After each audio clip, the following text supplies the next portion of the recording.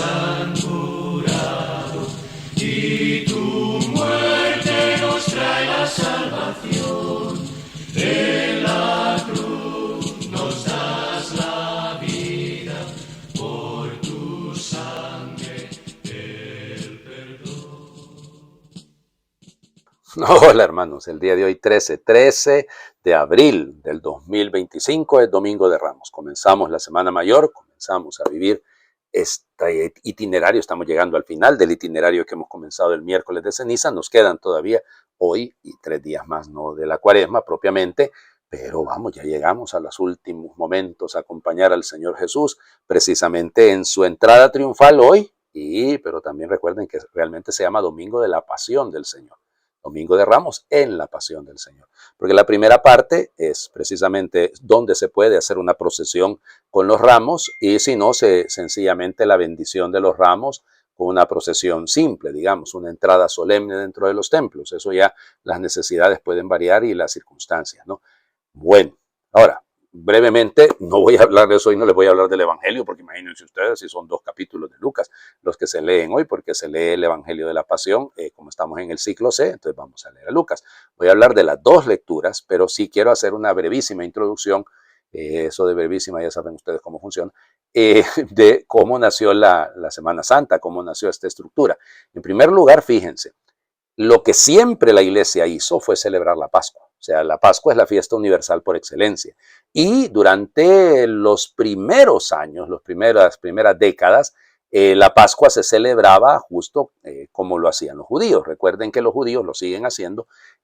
No esperan al domingo de la semana que tiene luna llena después del 21 de marzo, después del equinoccio de la primavera, sino que el día que cae, pónganle, no sé, creo que cae miércoles, la luna llena, ahí se celebra. Ese es el Pesha para los judíos, el día en el que es el primer día de la luna llena.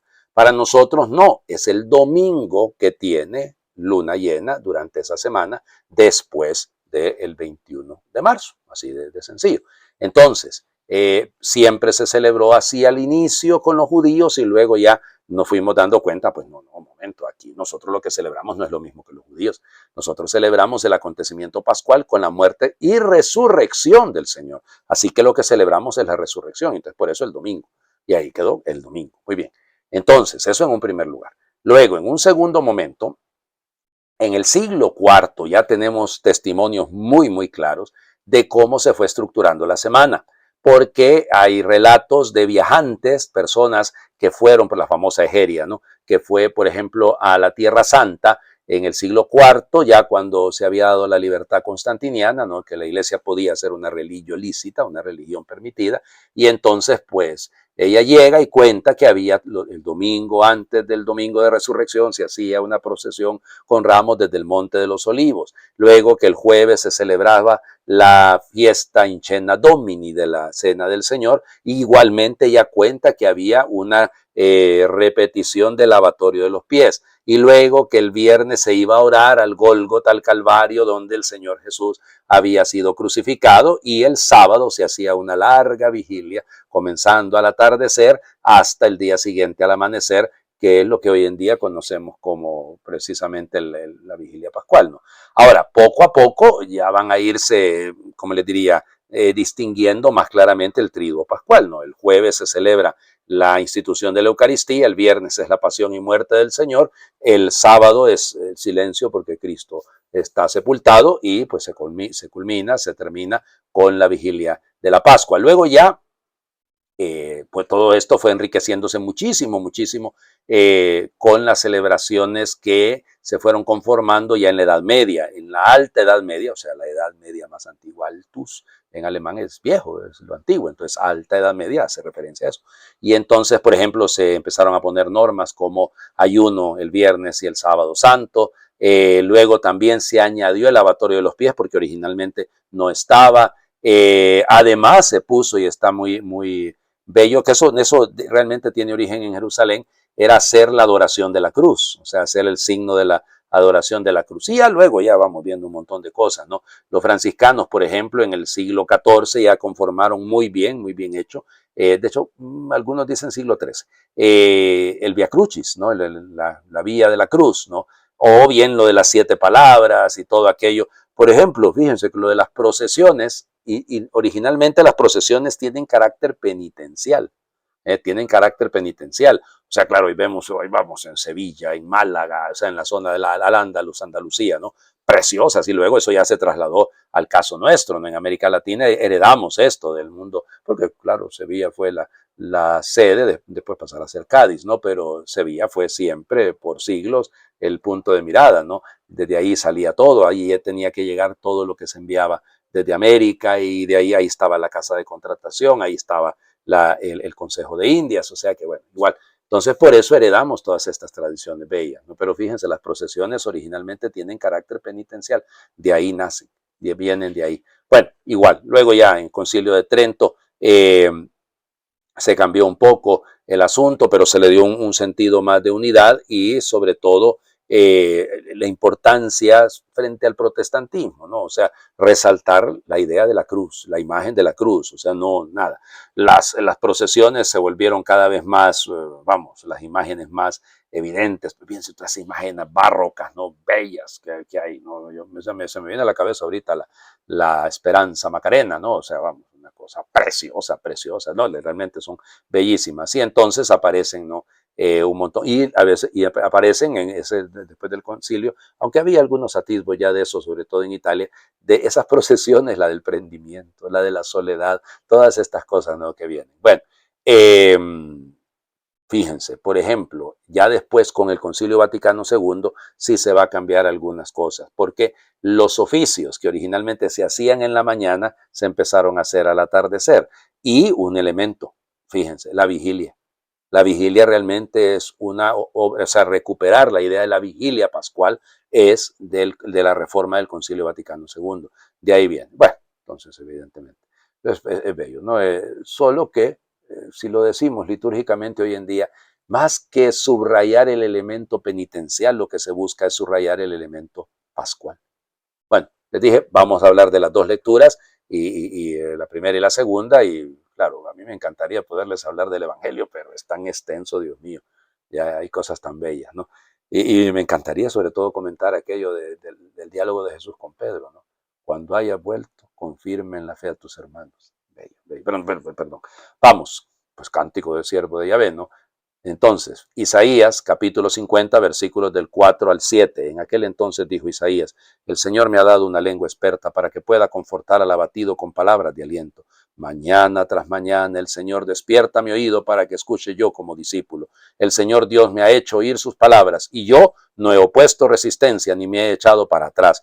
Ofrecí la espalda a los que me golpeaban, la mejilla a los que me tiraban de la barba. No aparté mi rostro de los insultos y salivazos, pero el Señor me ayuda, por eso no quedaré confundido, por eso endureció mi rostro como roca, y sé que no quedaré defraudado. Palabra de Dios, te alabamos, Señor. Bueno, ya saben que durante estos días, el lunes vamos a leer el capítulo 42 de Isaías, que es el canto primero del siervo de Yahvé. El martes vamos a leer el capítulo 49, que es el cántico segundo, y entonces este, que es el capítulo 50, pues lo leemos de nuevo, solo que allá lo vamos a leer un poquitito más extenso, creo que 2 versículos más, porque aquí es del 4 al 7 de Isaías, y allá es del 4 al 9. Pero igual, pero es el tercer canto del siervo de Yahvé. El cuarto canto del siervo de Yahvé lo vamos a leer el viernes. Esa es la primera lectura. Pero bueno, entonces todos estos cánticos que giran, o sea, alrededor de la palabra siervo es la palabra clave aquí, el Señor pues va moldeando, y algunos van a decir, este siervo puede ser Ciro, que ha liberado al pueblo de Israel de la esclavitud, que le ha permitido volver a su tierra. Y entonces, claro, la alegría, ¿no?, de este siervo. Algunos incluso llegan a decir, probablemente se refiere al mismo profeta. Isaías está hablando de él. Es el segundo Isaías, ¿no? Es el Isaías que ha vivido el destierro. Pero lo que pasa es que, sobre todo con el cuarto cántico del capítulo 52-53, ahí sí no, ¿verdad? Porque la imagen está describiendo a Cristo exactamente cómo va a morir prácticamente, ¿no? Y esto es bello. Pero aquí tenemos que subrayar este sentido de obediencia. El Señor me ha dado una lengua experta para que pueda confortar al abatido. Piensen en la cruz, ¿no? Pues sí, es decir, veamos el momento de la cruz. Recuerden que es Lucas.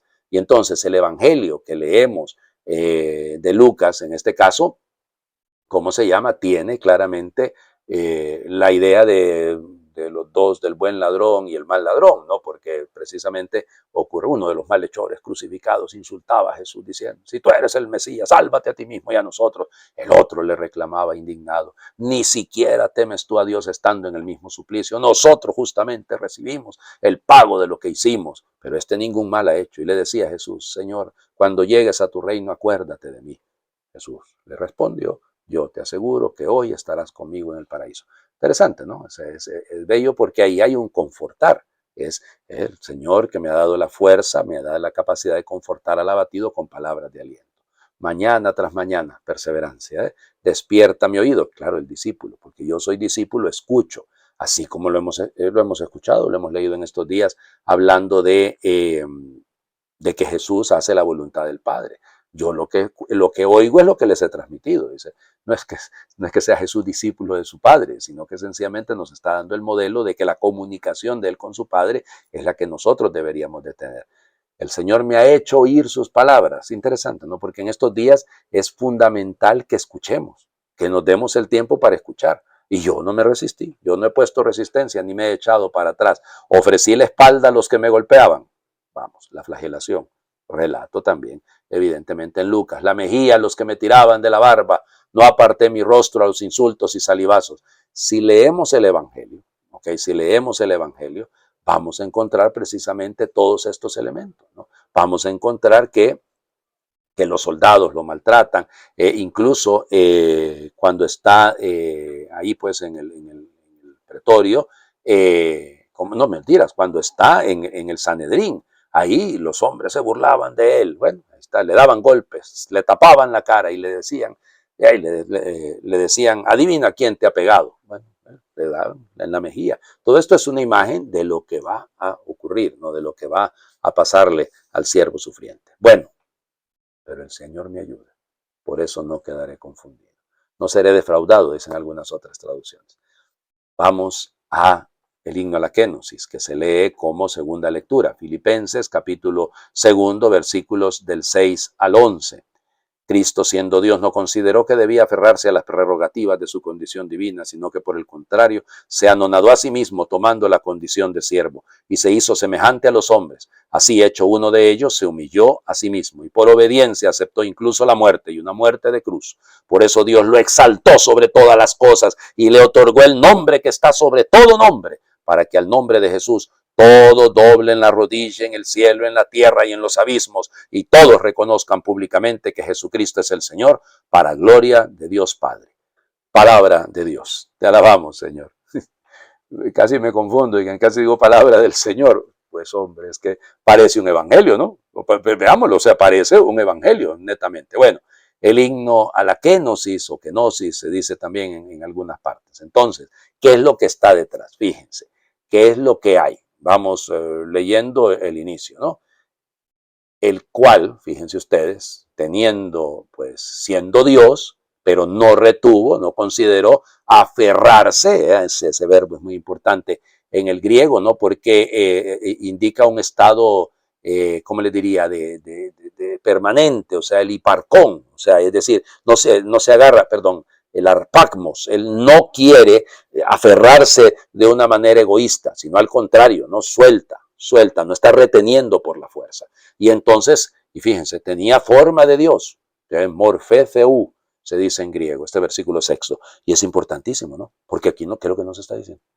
¿Qué es lo que nos está diciendo? Nos está diciendo claramente que es Dios. O sea, aquí no hay que darle tanta vuelta. O sea, es decir, ahora, permítanme decirles algo con respecto a este himno de Filipenses. Es uno de los himnos más antiguos de la iglesia. Sí, sí, está probadísimo que Pablo lo que hizo fue darle un poquito más de orden, pero ese himno ya la gente lo rezaba, ya la gente lo cantaba incluso. Y entonces, claro, a este que, ¿cómo les digo? Que a pesar de su condición de Dios, que tenía morfe theou, ya no retuvo ávidamente, ¿no? Por eso les decía yo ese hiparcón harpagmos, ese es retener con fuerza. No, sino que al contrario, ¿no? Fíjense, nos dice claro, sino que se vació del mismo. Se vació. la kenosis, es una renuncia a sus privilegios divinos. Kenosen se dice en griego. Y entonces, ya siendo morfé theou, ahora toma morfé dolú, es decir, tomó la forma de un siervo. Un siervo. Y por eso, perdónenme, aparece semejante. ¿Ok? Sí, hay una semejanza de apariencia con los hombres, pero no en el pecado. ¿Ok? O sea, aquí este texto, esta imagen es muy particular porque este antropón genómenos, o sea, que es uno como que si fuera Dios, es euretheis, es decir, quiere dar a entender que su apariencia externa toma la condición de hombre, se hace semejante a un hombre. Sí, sí, se vuelve uno de ellos. Claro, se vuelve uno de ellos. Entonces, ¿qué es lo que hace? Se humilla, se humilla. El griego ahí el verbo es precioso. Etapeinosen se dice. O sea, es que realmente se hundió. No solo se vació, ekenosen, no solamente dejó su dignidad, sino que se hundió, o sea, se humilló por completo, siendo hipekos, es decir, obediente. Por eso es la razón del texto, así como ¿cómo se llama? La primera lectura giraba alrededor de la obediencia, esta también gira alrededor de la obediencia. Que por eso, vamos, aceptó incluso una muerte, y una muerte que era una muerte ya Thanato desturó, es decir, muerte, stauros es la cruz. Entonces, fíjense bien, no una muerte cualquiera. Por eso es hipekos, o sea, se humilló, mecritanazó, hasta la muerte, hasta hundirse completamente, hasta perderlo todo. Thanato to esturó, es decir, hasta una muerte de cruz, imagínense ustedes. Por eso Dios aquí lo levanta, ¿no? Aquí esta palabra se la inventó Pablo. No es Pablo el que se la inventa porque es una combinación eperiposem, es decir, eperisosen es hiper, es súper, súper, entonces lo levantó por encima de todo. Está eso y claro, desde el momento que lo reclara el nombre, es el nombre, indica que tiene el nombre, hace referencia al nombre de Dios, el nombre que salva, ¿no? Porque todos tenemos que ser salvados en base a este nombre. Y ahí viene, porque al nombre de Jesús toda rodilla se tiene que doblar. Se tiene que doblar en el cielo, donde está Dios, en la tierra, donde estamos nosotros, y los abismos, aquí es el ínferos, o sea, el lugar de los muertos. Todo lo que existe, toda lengua tiene que confesar que Él es Kyrios, que Él es Señor, para gloria de Dios Padre. Ahí está el punto. Ya para gloria de Dios Padre. Y aquí sí, eis doxan theopatros, para gloria, el doxal de Dios Padre, de theopatros. Eso. O sea, lo que el Kyrios, Jesús, hace con su obediencia es descubrirnos el amor de su Padre. A ver si entendemos vivir esta Semana Santa descubriendo en nuestra vida lo que tenemos que hacer para darle gloria a Dios. Ay, Señor Jesucristo. Hagamos oración. Les pido mil disculpas que el Evangelio, ya les digo, me encantaría, ¿no? Pero no hay el tiempo. En esta Semana Santa, Señor, déjame ir contigo. Solo quiero caminar detrás, pisar donde tú pisas hasta llegar a la cruz. Quiero escuchar tu palabra, simple y preñada de Dios, que aunque a muchos incomode, a tanta gente nos sana. Quiero sentarme a tu mesa, comer del pan compartido que con tus manos repartes a todos los que se acercan. Que de tanto ir junto a ti, pueda conocerte más. Tú seas mi único amor y te siga hasta morir. Amén. Señor esté con ustedes y les bendiga a Dios, que es Padre, Hijo y Espíritu Santo, y su bendición descienda y les acompañe siempre. Feliz Domingo de Ramos para todos.